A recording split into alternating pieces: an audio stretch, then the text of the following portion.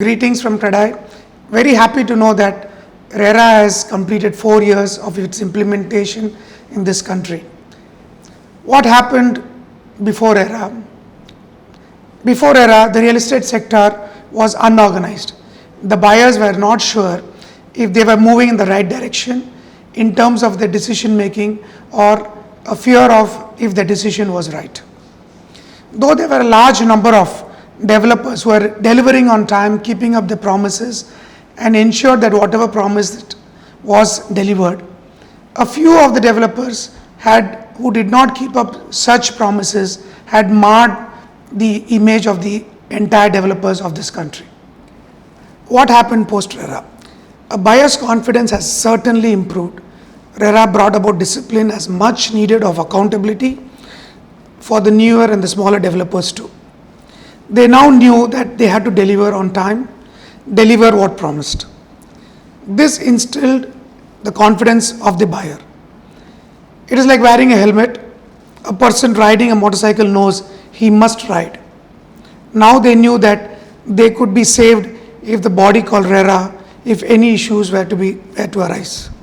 Hence, this is good for both the buyers and the developers, especially our CREDAI developers who are being following unwritten rules which is similar to what RERA has brought in now. This is part of our oath taking when every member at CREDAI takes over, that we ensure accountability to the customer, timely delivery to the customer and delivery of what is promised. So we are really happy that because of RERA, the rules which we follow is become a law or act of the land. Although there are guidelines which are not practical and feasible in the current scenario implemented by RERA. RERA has definitely brought in a lot of transparency to both developer and the buyers. The buyers have got a sense of relief. Other stakeholders like the home loan, I would say the banks, the housing finance companies who fund the buyers in their home loan divisions are also having a lot of confidence post RERA, because there is a lot of transparency and accountability on the progress and the disbursement connection with the housing loans. So hence the confidence of the home loan companies have also improved a lot. This has definitely brought in a lot of support to the buyer, to the developer, especially the person, the other intermediary who is funding the buyer by giving him home loans. Post RERA, the consumer has also the reassurance that they are backed by vigilant authority that looks into every aspect of, like say, uniform definition of carpet area, the progress of project, wherein payment collections made for that project goes exactly to that project to complete, and hence there is no diversion of funds from this project to another project. To elaborate a little, RERA monitors the progress, ensures that the release of payments are done only on reaching certain milestones. Also, the buyer is also made assured, including the home loan housing loan companies, that the funds are being disbursed progress linked. Thus, all this ensures timely delivery if funds are being made available. This has definitely caused the real estate sector to evolve. The customers are happy. Most of the developers are also happy, and that this has eliminated the underperforming developers. In fact, Tamil Nadu RERA office has been doing a very great job in ensuring the implementation of RERA Act. When RERA was introduced, we were proud of the fact that Tamil Nadu had the lowest percentage of delayed projects in this country.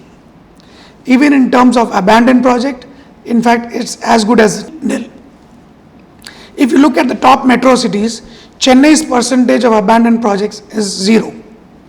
This goes to say that real estate development in Tamil Nadu was before RERA and continues to be very mature and has seasoned and disciplined developers in this part of the country. What more needs to be done to this sector by RERA? First, RERA registration should be made online. The registration of new projects has to be made compulsorily online. This would ensure smoother, faster registration and compulsorily quicker launch of projects.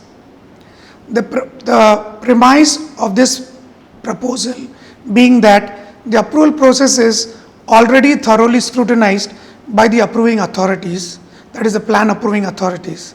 Hence, the extensive documentation and the registration process ought to be simplified and especially made digital, that is online, thereby speeding up the much needed resumption of business. Very importantly, because RERA is more the motto and the highlight of RERA is to ensure timely delivery and deliver what is promised. So this would be taken care if online registration is started immediately. Why should we be responsible on delay of handing over of a project when the service provider is not providing the service on time?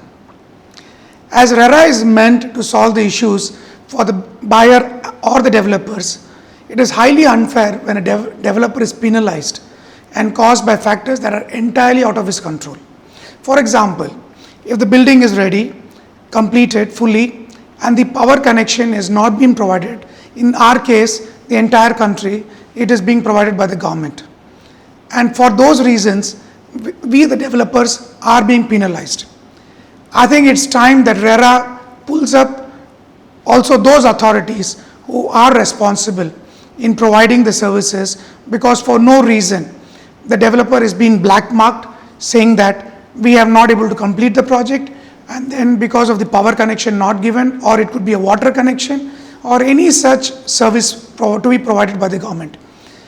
In fact, we are being penalized financially also.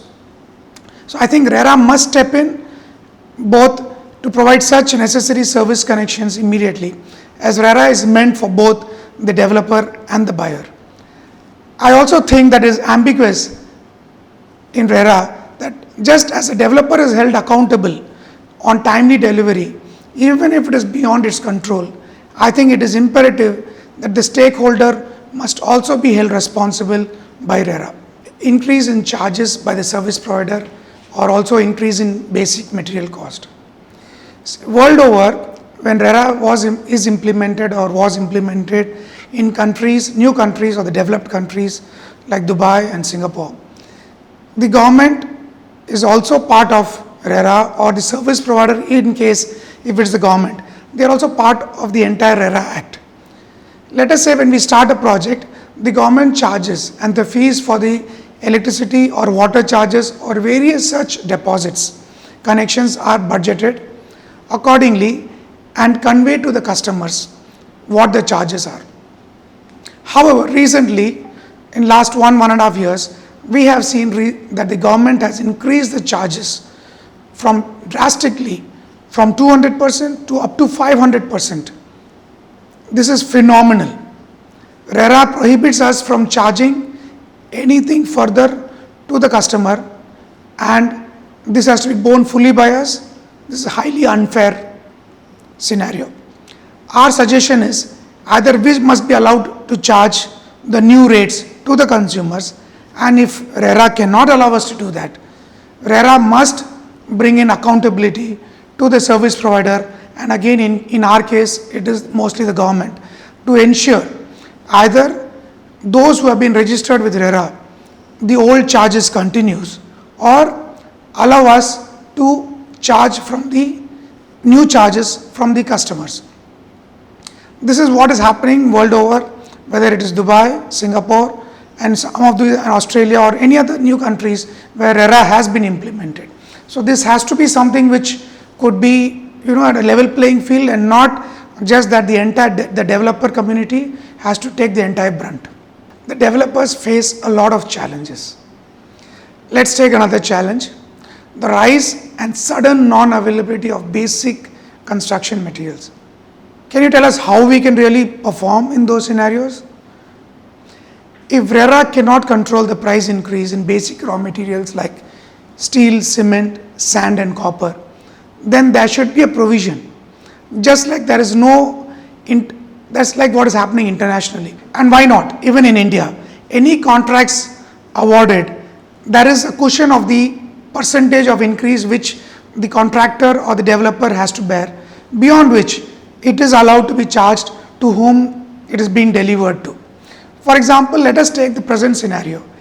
Do you know cement and steel in 2020 have risen by 40 to 50%? Can anybody just imagine this? And this entire rise in price has to be borne by the developer. Tell me, how is it ever possible? The cement and steel lobbies often allege that this is a very small portion of the project and the developers sell at a higher price. My God. It is pertinent to note that developers have zero control over the price of land, let it be raw material, the government levies, and hence it is unfair to hold the developer solely responsible for the price increase. For example, not just price increase, non-availability also, and stimulate the price increase in all the input factors. What more needs to be done? Yes.